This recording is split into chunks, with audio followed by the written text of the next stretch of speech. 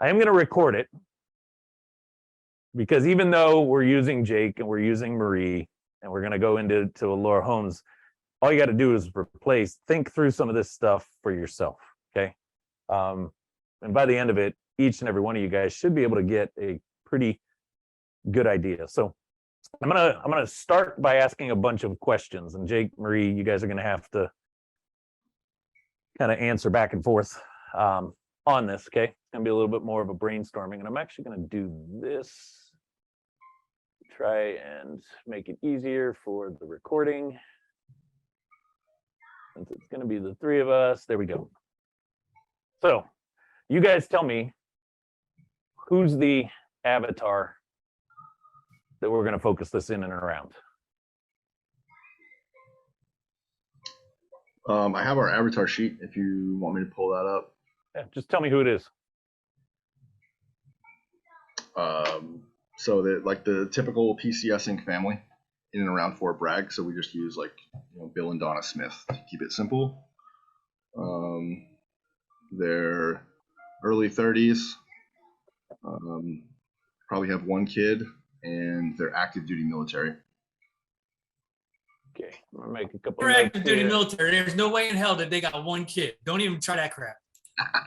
No, they're not Marines. Yeah, they're officers. Not Marines. Bob. So Bill Smith, they're roughly about 30. Is that what you said? Yep. Active military. Mm-hmm. One kid. Those are kind of the highlights, right? And they're getting ready to move. This is the PCSer, right? Yep. Okay, so they're PCSing. If you guys don't know what PCS stands for, that stands for permanent change of station. There's our non-military. There's our non-military member learning some acronyms. They're basically getting moved from this duty station. Okay, Bob, you are breaking up. Let's just keep you muted. They're moving from this station to this station, right? They've got orders, obviously got pretty decent metrics here to kind of think from. They got to move, right? So that's a stressful enough situation to begin with. But not only are they needing to move, they're moving with kids. And I wouldn't say 30 years old is old, right? Experienced. Think back to when some of you were 30, or some of you just think about right now because you're about that age. Right? 30 years old, there's still some things in life we haven't, maybe I'm just speaking for myself, but 10 years ago, there were some things I was probably still learning in life. So we've definitely got a stressful situation here, right? Anything you want to add to the avatar?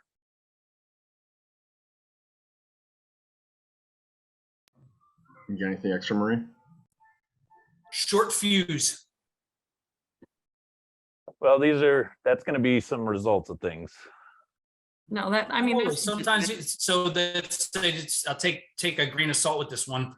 They get promoted without realizing that they were in zone. They get promoted. They got a PCS Ricky Tick. Yeah, we'll come back. That's good because we're actually going to come back to something on that. Go ahead, Marie. No, I was just saying that's the main gist of who we're advertising to. Okay, got a pretty good understanding of Bill Smith, right? Our avatar in here. Next question: what marketing are you guys currently? When I say marketing, what tactics? What tactics are you guys currently deploying? Tactics is bandit sign is a tactic. Direct mail is a tactic. Digital marketing, tactic, right? We separate digital marketing now. We're doing SEO, that's a tactic. PPC, that's a tactic. That's what I mean by marketing tactics. Cold calling, tactic. Yep. What tactics are you guys currently doing? Not necessarily as part of a campaign, just what is at your disposal that you feel very comfortable being able to do consistently? Sure. So we are currently cold calling, cold texting. We're doing SEO, digital marketing. PPC. Yep, PPC. I knew that answer, so I was adding it. We are getting our car wrapped on next Wednesday. And I actually got a badge on there from like a call or two ago when we were talking about the importance of badges, just throwing that out there. Military trusted business badge. That's awesome. That's, am I missing any, Marie? I don't think so. That's the gist of Any it. any direct mail other than the postcard retargeting stuff, which kind of goes up here with this. We're doing some retarget. Yeah, that's it. Just the retargeting right now. Yeah, no other direct mail. Although I guess my base guide would be, Oh yeah, what would that be considered? that's really niche. But we did secure that partnership with My Base Guide, so we're able to advertise up to 176 bases around the country. Okay, so we got some My Base Guide stuff out there. You can throw bandit signs on there, Shawn. Huh? I'm sorry, man. My voice is shot. You can put bandit signs. Just throw that up on there. It's fine. And keep trying to slip in here. All right. So what would you say are your, actually, let me go here. I'm going to break this down. So when we look at these tactics that are already being deployed out there, right? It's not part of any kind of a campaign here. These here are just brand awareness type campaigns. Yep. Wrapping a car, you got no freaking control over who sees that, right? The My Base Guide, it is niched, right? To, hey, people that are leaving bases or moving between bases typically are going to get that in their hands. So it is a little bit niche, but again, can I guarantee that Bill Smith is going to always see that? These two. No, I can't guide these at the 30-year-old with a kid that's trying to PCS, right? But it still helps build the brand of Allure Homes, which is good, right? And that's something that, hey, these are easy, check these off. That's going to stay consistent. The My Base Guide will be out there all the time. Now that you got that partnership in place, you put the wrappings on the car, cars drive it. As long as you don't park the car in a garage and leave it forever, right? It's going to be out there consistently, drawing some attention. Yep. So these, boom, they technically, I wouldn't even look at these as part of the campaign against this avatar. This is just general brand building marketing, good marketing. Does that make sense? Yep. So when I look at this, we're really at this point, what's consistent right now is right here. Cold calling, cold texting, mixed with our digital offset of SEO, PPC, and doing some retargeting of website traffic with the postcard campaigns. Okay. Yep. Now, this right here is all on autopilot. The SEO, the PPC, and the retargeting, that's on autopilot, right? We're taking care of all of that stuff. So you can check that off as this is going to stay really consistent. And for the most part, this also feeds back into right here, brand. It's really the purpose that we're going for. However, we'll come back because we could probably use something on this PPC side into this. So where I would really start, since this is what you're consistent with, is the cold calling and cold texting side. So let's start to break that down for a second here. Currently, what does that cold texting, cold calling process look like?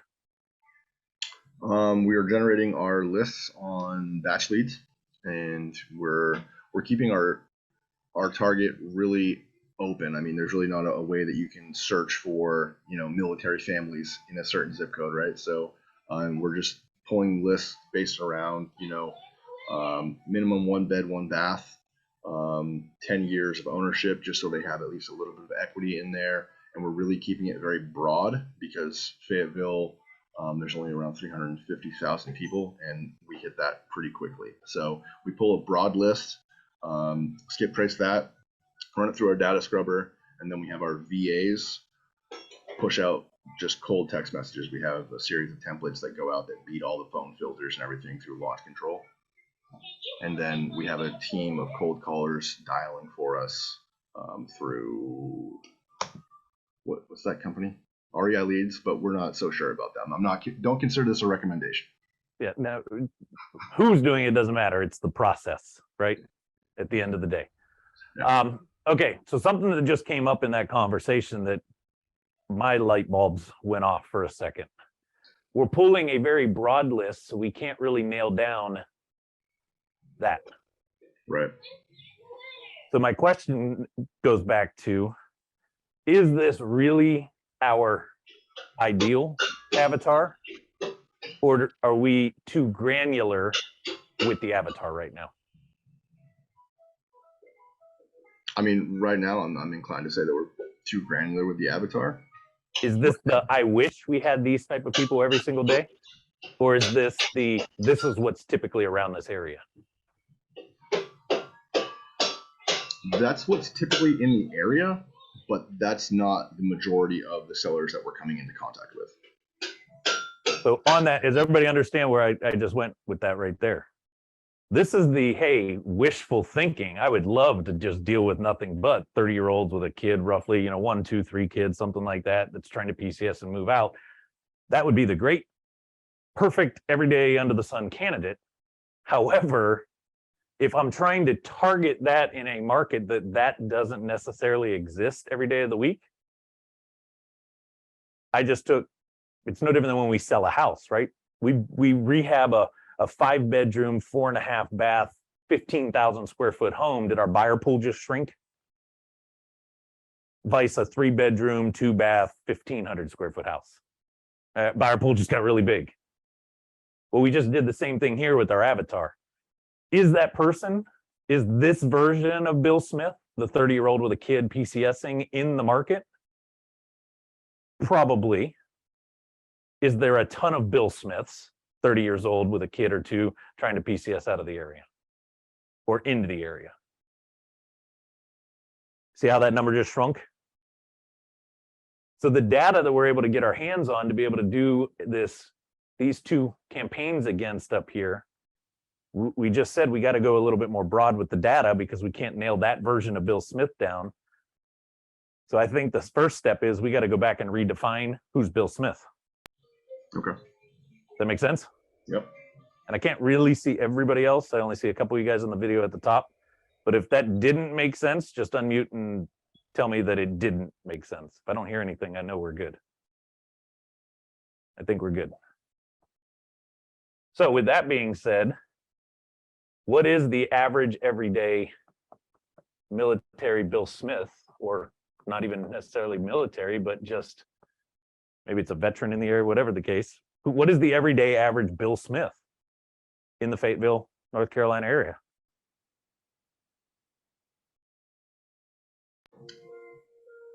Well, I mean,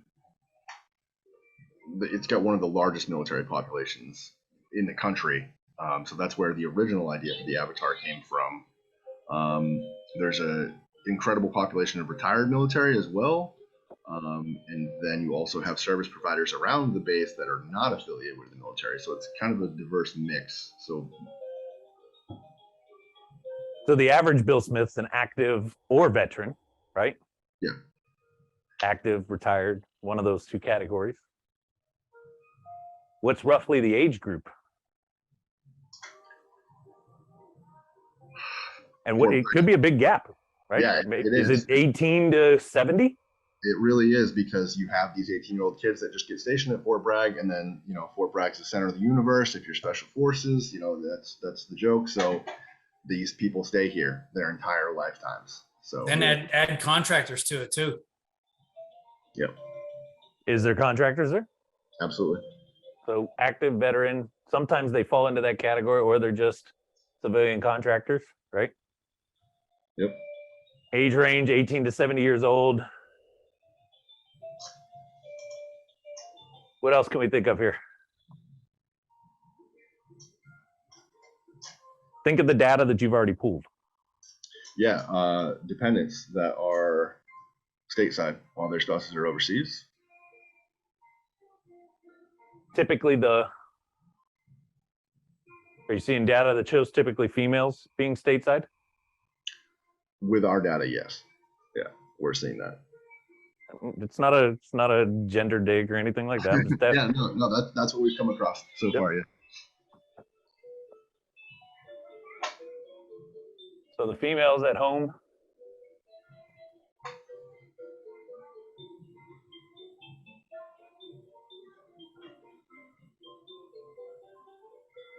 The husband's gone. What else is coming to mind? Just off of some of the stuff you've already run, campaign out there, data.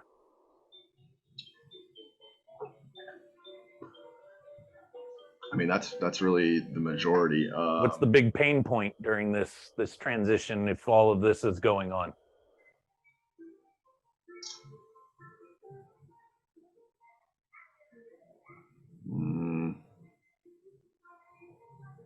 That's What have you a big guys heard as pain points? Most of the complaints that we're hearing around here is just, you know, a lot of tire kickers. People aren't serious. People aren't calling back when they say they're calling back. So there's no urgency to actually sell?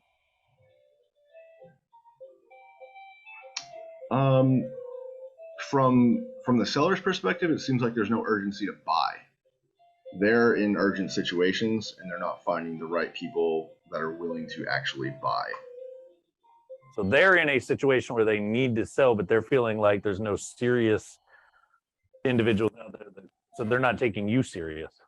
Right, because of the experiences that we've had, and the ones that we have gotten under contract, that's kind of the feedback. And when they work with us, they're like, "Wow, this is crazy." We just closed one yesterday, and that was the exact conversation we had. Or Friday, we closed on Friday. So buyers aren't serious. That's actually a really good one. Yeah, because there's a lot of people. There's a lot of wholesalers in the area that are just, you know, the reason why wholesalers have a bad name. Okay. Murray, anything that's coming to your mind? No, I would say just, Jake, I feel like you've told me some of the females have like not wanted to make the decision to sell without their husbands like getting in on it. So that's just been an issue for us to convince them, like, yes, you're making a good deal. This is the right thing for you to do. They're like, wait, I got to get in touch with my husband. Sometimes when the husband's gone, that's not such an easy conversation. So just one of the things that I feel like we've come up against. Okay. So before we get into an actual marketing plan, I want to highlight a couple things here. How many of you've heard me talk about this a lot? You've got to be different. Yeah. Right? What makes you any different, any better than the other guy saying, "I'll buy your house for cash"? And I've been challenging our own team with this question for the last couple of weeks on our executive meetings. I keep repeating it. What makes REI Toolbox better than any other digital marketing agency out there for real estate professionals? Yeah, I mean, immediately the only thing, and this comes to mind because I was thinking about the umbrella conversation that you had before you went on the John Muir Trail, right? And it's our service, and that's really the only thing that we can provide that'll be better. Our marketing, you know, we can try to be a little bit more specific than somebody else, but our service, our customer service along the way is really what we have to offer these people that are, you know, stressed out. So let's go to that for a second. We already got one, Marie.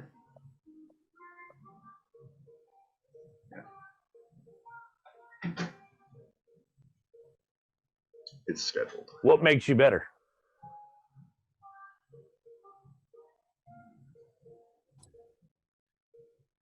And I would really focus on this right here. This part and this part. Yeah. Well, so I mean, half of the company, I've been in that situation. So I know how stressful it is for them, for the spouse that's separated. So when I ask what makes you better, I'm asking, and you already know this, Jake, you're going down the right path. I'm repeating this for everybody else. I'm basically asking for you to tell me, what are your benefits now? What are the benefits of working with you? Because we've identified who it is and some of their key pain points, right? Yep. But marketing and sales is not about selling the pain. It's about selling the what? Solution. The solution. You don't sell what you do, you sell what they get. Because at the end of the day, what do they care more about? What you do, or if you can give them what they want? give them what they want. Yeah, if I'm in the mood to go to the gym and get on a diet and lose a bunch of weight, what I'm really wanting is to lose a bunch of weight. I don't care if you're, the best freaking gym trainer in the world. Just can you get me to lose weight? And if you can show me that you've gotten other people to lose weight and you've lost weight, and you see what I'm saying? I want the result, which is the benefits of working with you. So what are some benefits? Right now, one of the things that I'm working on building out, I would say, is the fact that I PCS'd. Well, I guess this is what I can provide to them, but I PCS in 2020. So like right at the height of the lockdowns of COVID. So I know exactly how stressful all that is. So I guess kind of I could provide like that peace of mind and ease during that transition for them because I've experienced it firsthand. I'm gonna have some fun with this one.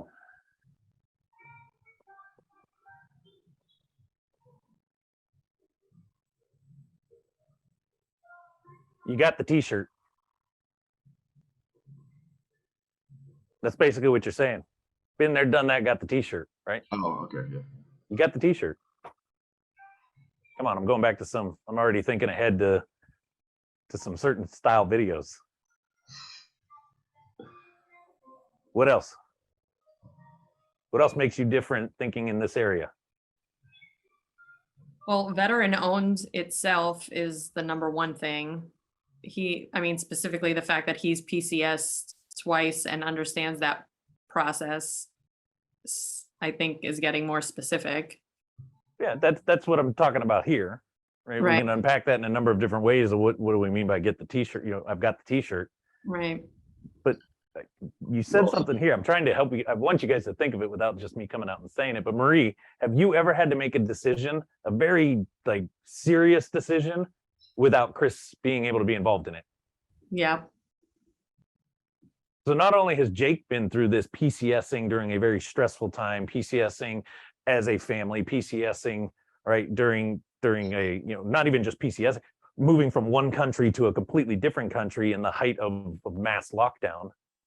But do we also, part of this brand, do we have a female, married female, to a husband who also is kind of like a service member, was not around quite frequently due to job, right?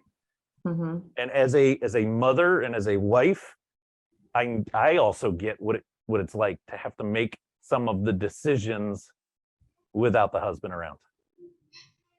Absolutely. So you guys were so sucked in on just thinking about Jake's experience, but is this a unique dynamic that we have here? And so when I say got the t-shirt, we're talking Jake and we're talking Marie. Talking both of you guys, and there's two different stories in there, because this is why I go back to who's the avatar. Is it really Bill Smith or is it Susie Smith?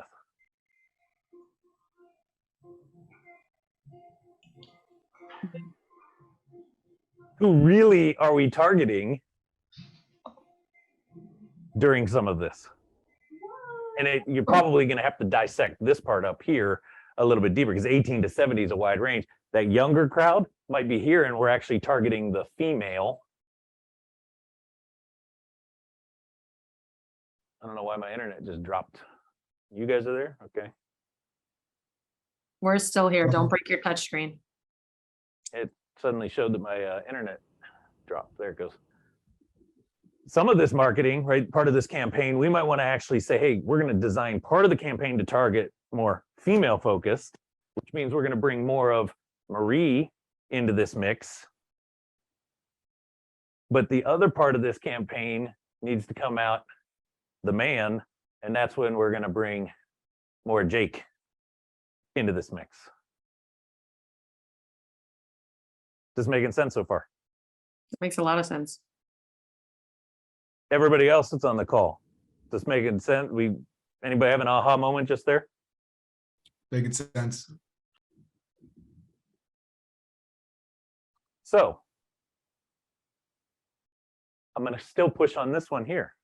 Outside of just you two both having the experience in it, what makes Allura Homes better? We kind of figured out how we are better here, understanding this situation, whereas the, you know, hundreds of other quote unquote joke sailors, I call them, not wholesalers, joke sailors, who just are looking at it from a number standpoint and caring about getting a house and making money. We can actually play on that messaging there. But what about this down here? How are we better than all the joke sailors out there so that we can actually target against it? I'll give you an example. Who thinks they can guess who REI Toolbox only competitor really is?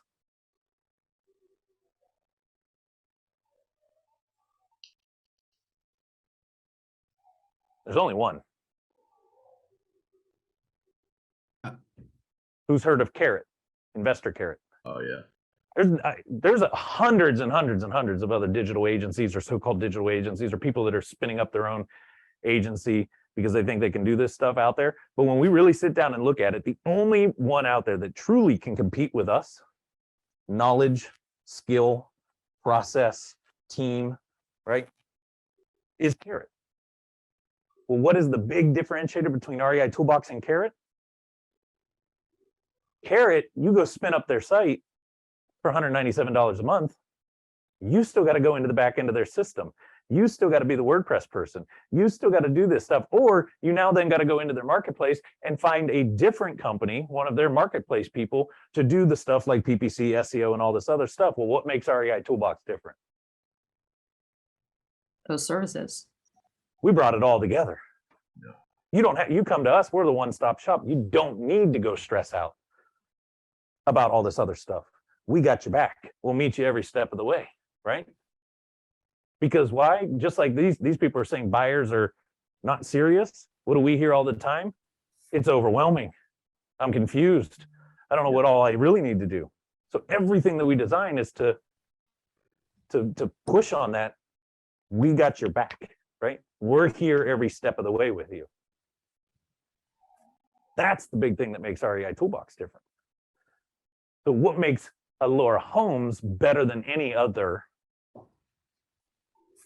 joke sailor, wholesaler, real estate person, real estate agents in the area that fights against this objection that we hear all the time is, I don't know if I even believe that you're serious. Or I feel like nobody's actually serious in this market. Yeah.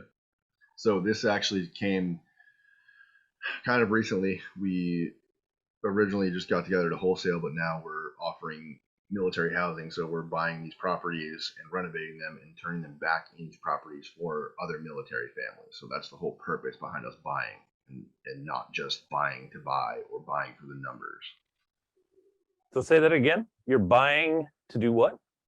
We're buying to establish military housing in the area so we can offer rentals or, sell back to the military community. So we're buying to repurpose these houses back into the community.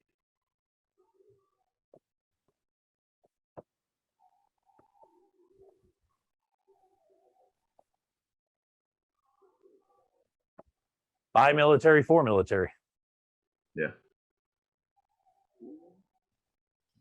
We are military first responder focused, and everything that we do is to help give back. What else? Really think in this spot right here. Think about some of the conversations you've had with sellers. I was going to say too, and the creative aspect of it, right? We're not just offering the cash wholesale number. We're closing on terms and offering seller finance or subject to and stuff that I feel like some of the other, what do you call them? Joke sailors? Joke sailors. Mm-hmm.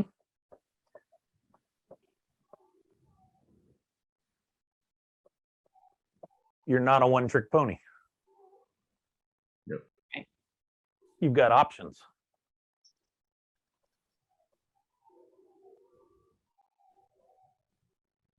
All right, we can expand on that. We get creative. We find the best solutions for you. What else? What's some of the other stuff that comes up on these calls? I mean, you guys are starting to, the other people on the call, let me know in the comments, or feel free to unmute while these guys are thinking. You guys are starting to realize there's a lot that goes into to thinking before we actually can design the campaign. Yes. Yeah. And there's a lot of data that you probably have been overlooking, or some of you guys just don't realize the value of it when it's actually happening in the moment.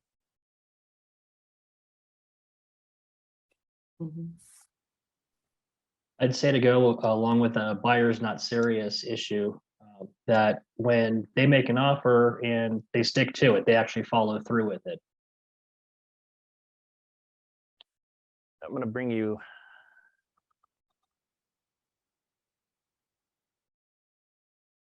Say that again, James.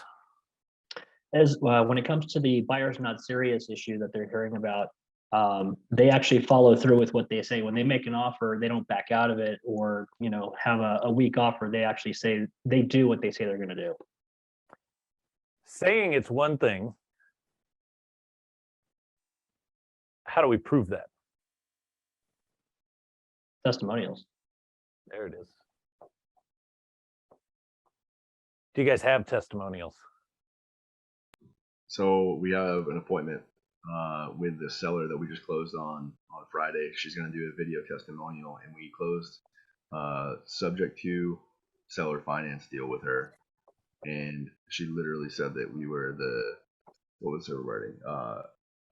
The answer to her prayers. And it was just an awesome deal. So yeah, we will very soon. Case study, right? Case studies that show, in this case, oops, I don't want to remove you completely. I want to unpin you, James. There it is. Case study that you actually close. And the more of those that you can have, the better. Does that make sense? Yep.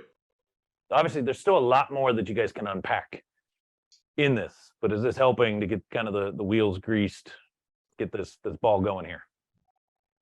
Yeah, absolutely, without a doubt. So with that being said, we can finally now come back to this part up here.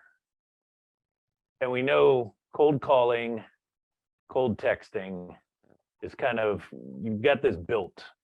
You're able to stay consistent on this front.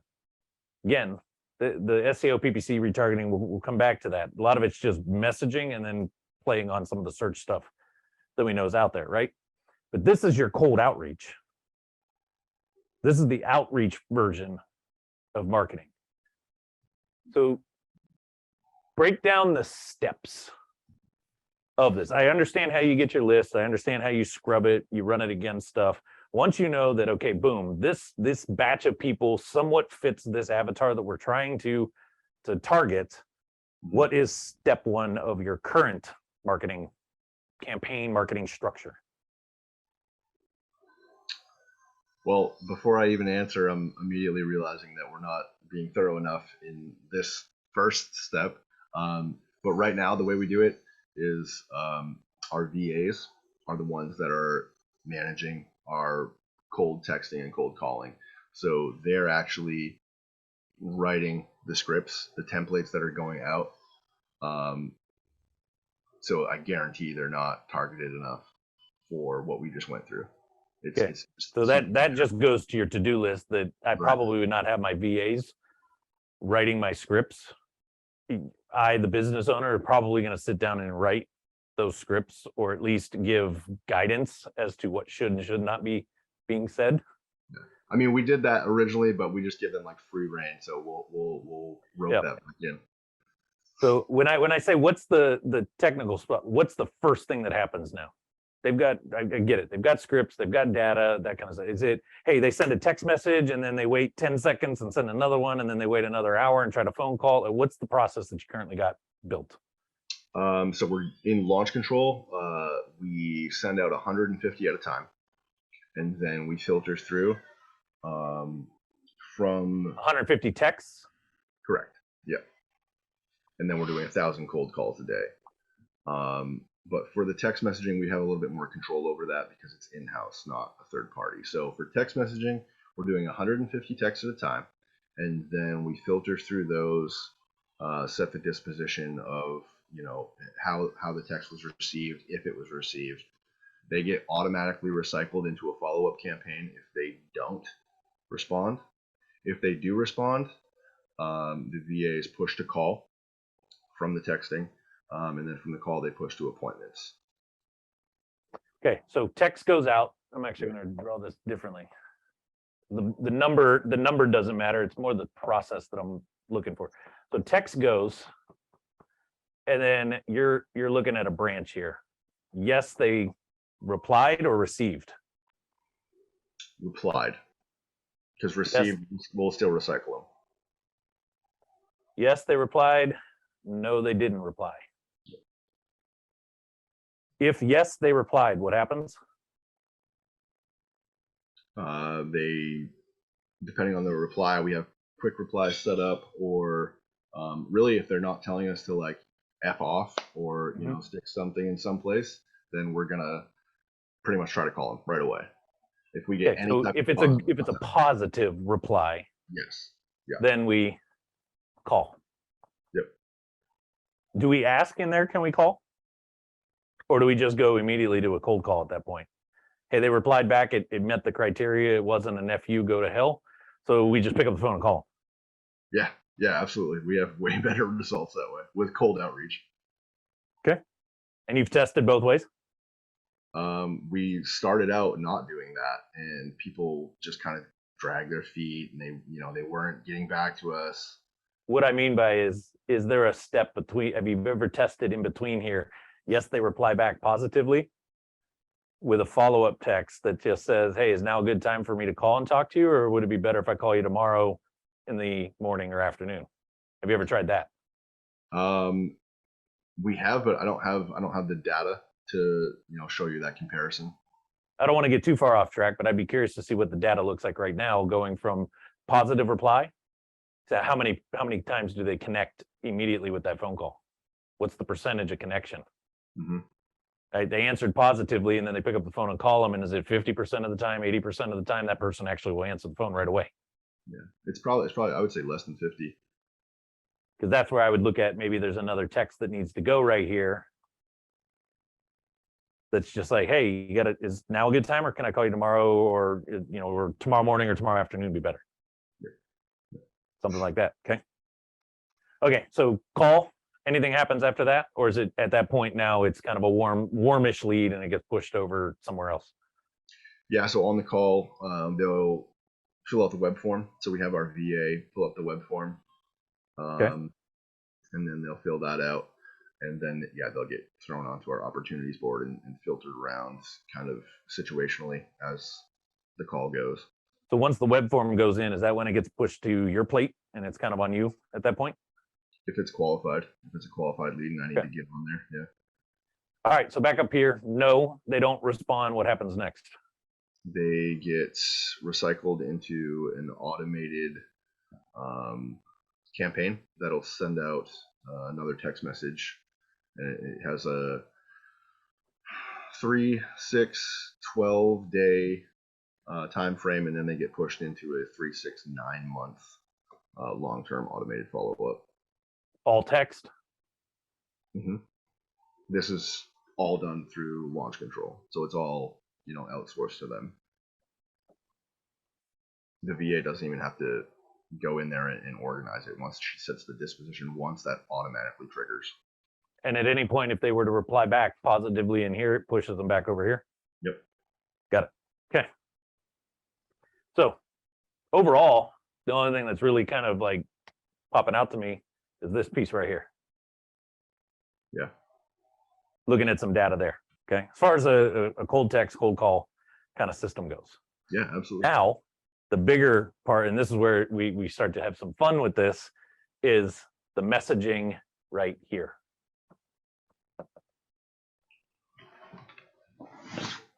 Now, you've already identified that, hey, the script or the message or whatever that text going out initially says is probably not accurate to what we just discovered over here. But give me an idea. What does that first text message sound like as it sits today? Yeah, do you want me to pull it up? I can actually share them with you. Go ahead. All right, just give me 1 second. And just FYI, folks, we are probably not going to be done in the next 6 minutes, so it will go a little longer if you guys are willing to stay on.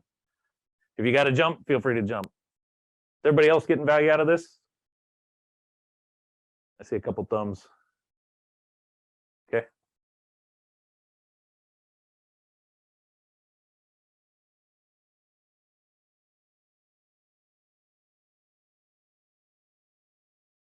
While he's pulling that up, this is where we've got a kind of a clear idea of who the avatar really is.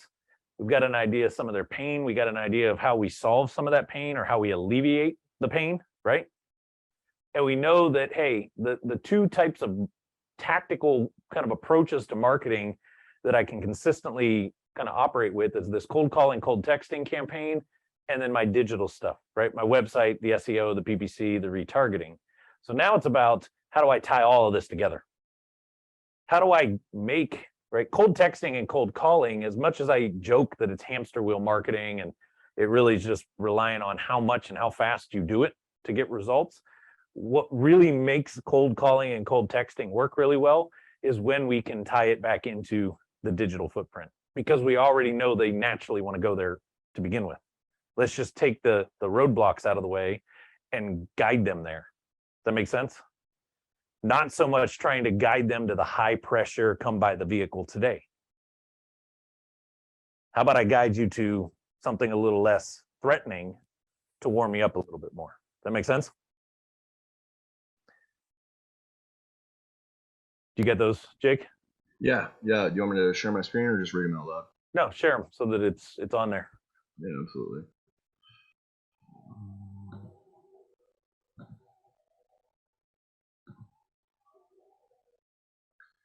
Okay, so the way that we try to break them up, Rihanna, that's our VA, and she has a couple of different versions in here.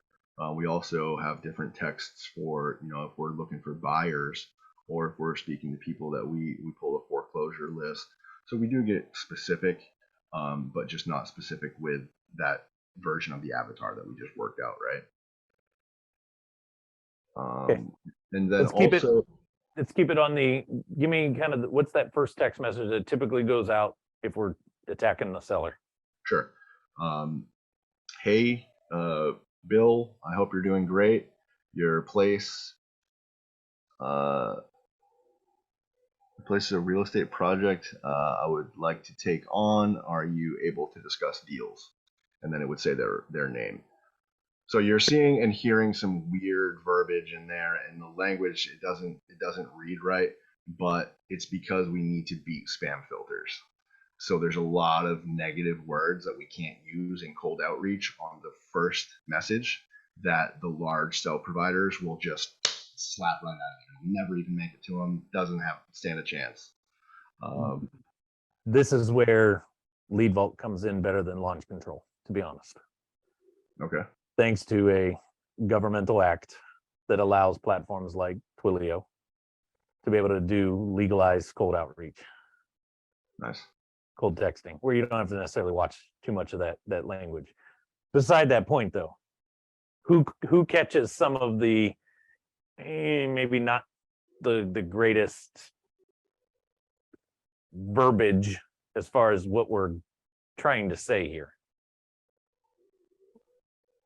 Read the let me make this bigger on my part. I'll read the part that caught me. The hi, hey, hello, first name, that's normal. That's fine. Yeah. I hope you're doing great. Cool, right? We're trying to make it sound like we're actually human here. Hope you're having a great day. Hope your day's wonderful. Hope this message finds you well, something like that. It's right here. We immediately jump to your whatever, place, home, house, whatever it is that they use there. Basically, we're saying, hey, your house is a real estate project that I would like to buy and rip you out of it and remodel the hell out of it and turn around and resell it. It's like, hi, how are you? Glad you're having a great day. By the way, I want to take you out of your house. Yeah. I mean, that's basically what we're saying without saying it in those words. We're trying to massage that. But do you see how I'd be curious? Well, actually, you have it right there. 90% delivery with an 11% response. Yep. I'd love to see what the data shows of the 11% response. How many of those are positive? Not a lot of them. But with our cold text outreach, we haven't had a lot of positive response. That's just kind of the nature of what we've seen. So going back to this whole piece over here, you can de-share your screen so that everybody can see this bigger. Okay. Going back to this right here, do we now see just how important understanding who the heck we're really talking to before we even send that first message? Mm-hmm. Because if I'm talking to the, if I got a better chance that this is probably the female of the house while husband's deployed or not around, or they're already thinking people aren't serious and they get that kind of a message, you see how we're already fighting the bad fight off the first jump. What? That didn't give you the warm and fuzzies? Not even close. Come on, NLP, practitioner. I don't think I've ever even looked at those messages. So my suggestion would be here is, if we're going to stay with this type of a structure, which I don't think there's anything wrong with the structure, right? As far as this outreach. Yeah. I think it all comes down to messaging now. And we really need to guide that first message into some of this here, playing on the stressors. And again, I'd love to have the time. I mean, this is days and days and days that it would take us to really dissect this down, because if we were really meeting and doing this, I'd say, okay, the first thing, before we can even get into this messaging, I think we really need to go back to the drawing board and look at the data that we've pulled and see if we can find some more. Can we filter that down a little bit more and figure out some other stuff? Can we do a little bit of upfront research on some of this? I'd rather take if you had how many names roughly do you have on this list that you guys are trying? You're dumping 150 texts at a time. How many of you guys are trying to attack at one moment? We do 500 a day. So 5. Okay, that structure that you're doing right now, it's all about mass volume. Oh yeah, absolutely. Right. But if we were to take that and go down a little bit deeper, and can I find maybe the top 500 names? Because I put a couple more filters in place on that data. Maybe it's down to specific neighborhoods that I know this is common. Yep. Maybe I just attack that neighborhood at a time, right? This campaign's attacking that particular neighborhood. Now I bring it down. Now I've got 500 names total. I'm not trying to attack thousands of them. Now I can get a little bit more granular with the message. Does this make sense? Yep, absolutely. And I can still run this same campaign against multiple groups of 500, but all that's going to change is maybe the first message or the way the messaging in the structure fits. Does that make sense? Yeah. Like, to give it a real world example, we're running some ads right now. I talked about this in the live video, that we're running some different ads and one's performing way better than the other one. If you remember in that part, Jake. But one of the ads that we're running that I never thought would work really well is we're running an ad where you can download a checklist, an SEO checklist. It's not even an SEO checklist. We position it like, hey, it's the digital marketing checklist for real estate investors. I didn't think that one would actually perform really well. It's outperforming everything else that we've done as far as on the Facebook ad side of things, right? But what I'm also seeing is that on the back end, they download it, sure, but then it stalls down a little bit. But this other campaign over here that we run, and it has nothing to do with the checklist, it has everything to do with talking more about your actual structure, your website stuff, all this crap, getting on a call. Behind it, we started launching a follow-up campaign where we'll get on and do kind of a full-blown marketing audit. Take a look at what you've got, take a look at your website structure, all this crap, blah, blah, blah, blah, blah, right? That's working really, really well. So I took that same structure and turned around and plugged it into the people that downloaded the checklist. Yes. and just change. It's the structure's the same. I just changed the verbiage. Instead of me saying, hey, I know you interacted with this over here, I'm now saying, hey, I know you got the marketing checklist. And here's some of the pain points that I know happens when you have the checklist and no real guidance on how to use the thing. And instead of saying, hey, let's go ahead and get on and do a complete market, it's like, hey, let me get on and actually teach you how to use the checklist. Does that make sense? The structure's the same, the messaging, because the avatar changed. That's all. So this first message, I would like you to actually take the data that you have and really hone this thing down and say, okay, if we are going to attack particular areas where it's common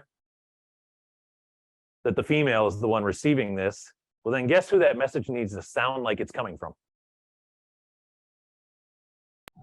Marie.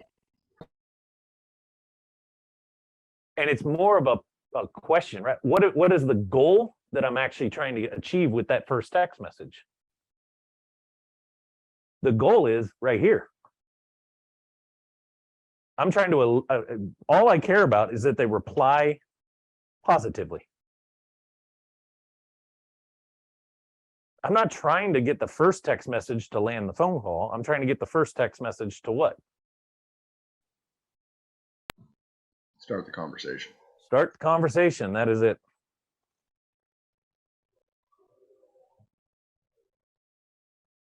Were you going to say something, Marie? I saw you unmute. I was just gonna say engage. So what's the best way to get somebody to engage?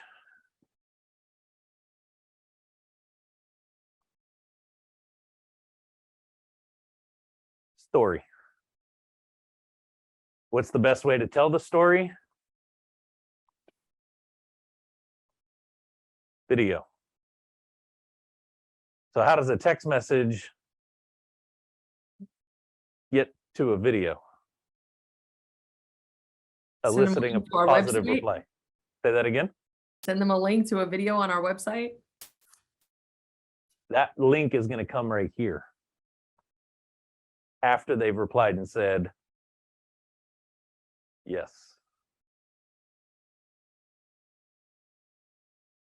It's starting to click some wheels here. This video really should be about a story, Marie.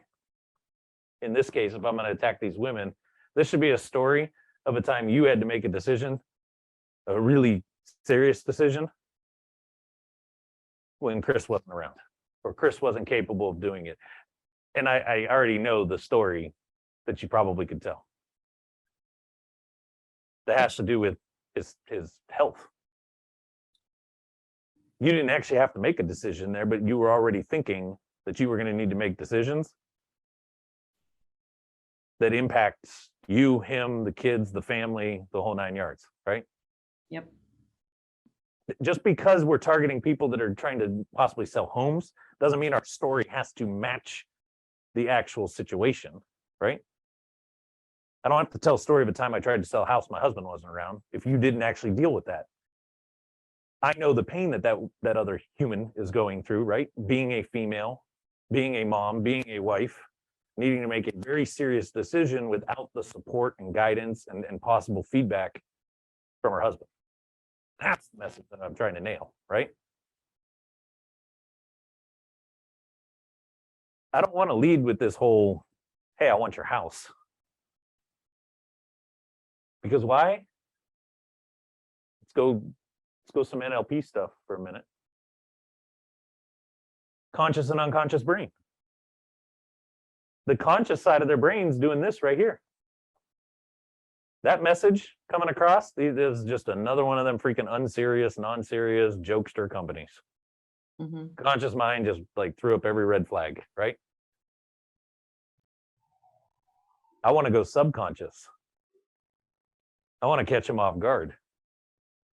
I know who I'm trying to target. I know not everybody on this list that's going to get that first text message is part of this audience right here. I'm just trying to find that audience in that list. So I can't design the first message to be all things to all people. I need to speak directly to that person that reads it, and it's all of a sudden like, shit, I've been on the couch crying for the last 4 hours because my husband's not around, and we're dealing with this PCS moving, and I can't get any answers, and I'm stressed out as hell. And there's this thing, that comes across my phone, and it's about, Marie talking about this life-changing whatever moment. And I get intrigued and I click the link and I land on a page with a video of her talking about this really, really tough time that I feel like she did exactly what I'm dealing with right now.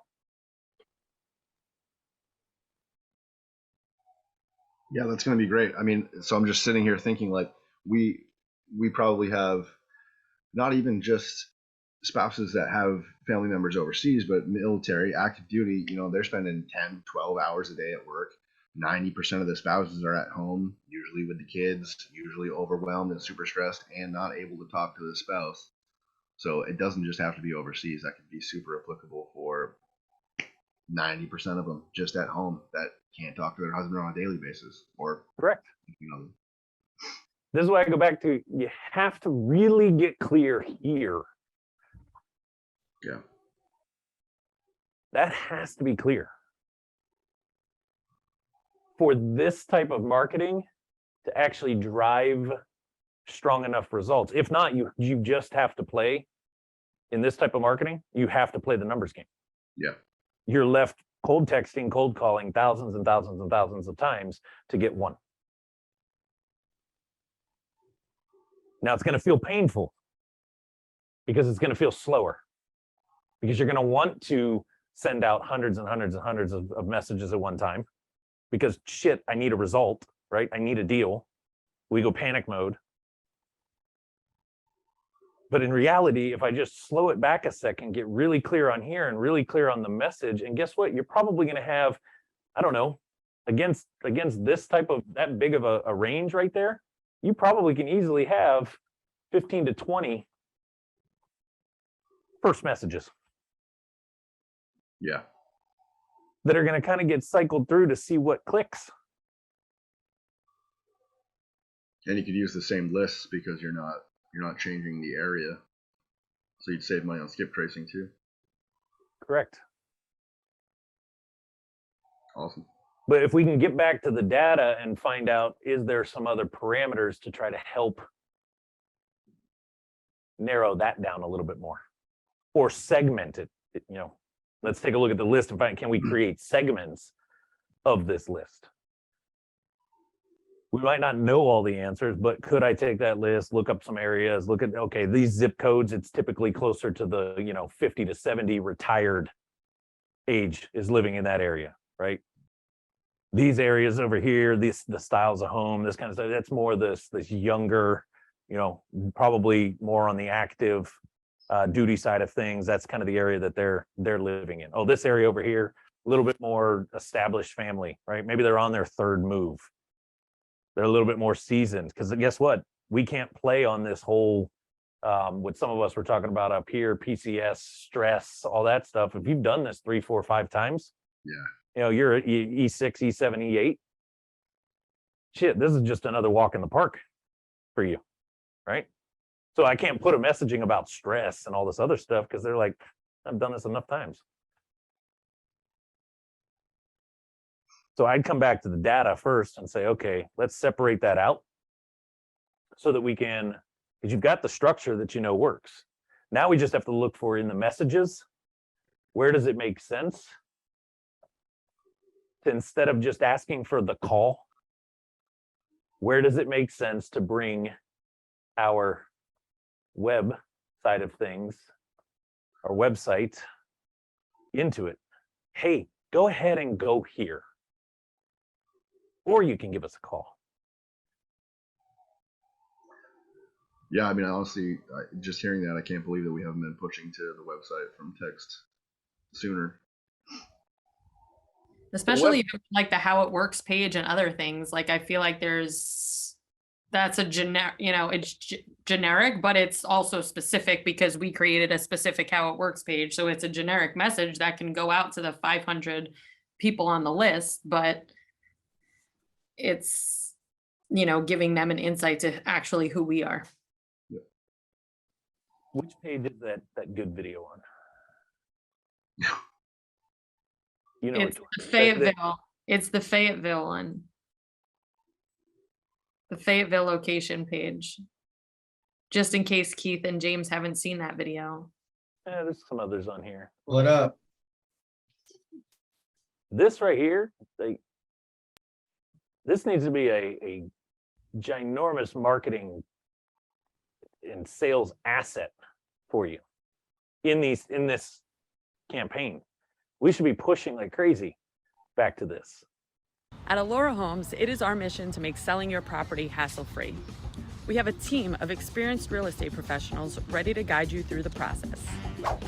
I spent 5 years as a paratrooper in the Army. In that time, I PCS twice. Both times were overseas relocations, so I know exactly how overwhelming a PCS can feel.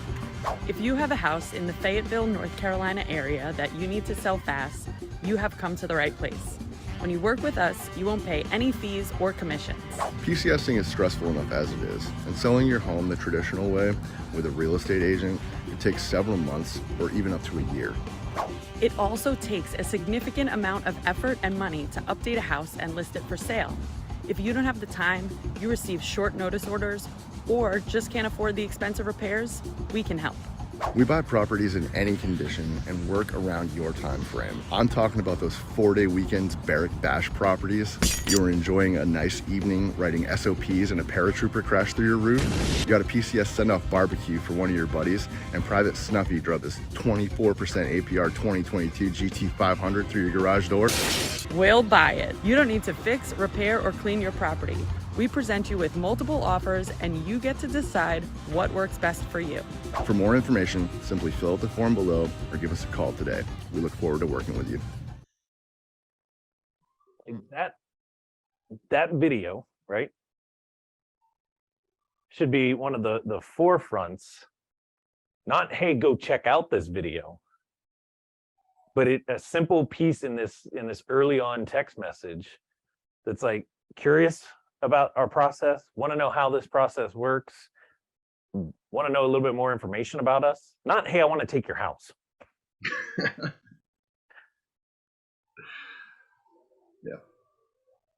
Yeah. And then maybe it's the structure is more like this. It's a text that's a little more, hey, about us, right? Kind of text that then follows up. Maybe there is this branch still here. Did they reply? Yes, they did. Cool, move down the yes track of trying to set up an appointment, right? Because that's all we're trying to do at this point. We want to get an appointment to actually talk to them. But no, they didn't reply, whatever, within 5 minutes, 10 minutes, 15 minutes, something like that of this, then go ahead and send text number 2 that's a little bit more about you. Maybe here we actually start to go into the actual process. So one of the things, Hey, I forgot to mention earlier, right? I forgot to put this in the text I sent you earlier. Our process is pretty simple and pretty smooth. Here's what it's like. If you're, if this is something you're looking for at the moment, let's schedule some time. Would you like to talk to us, right? We can play with the wording here, but you get the gist.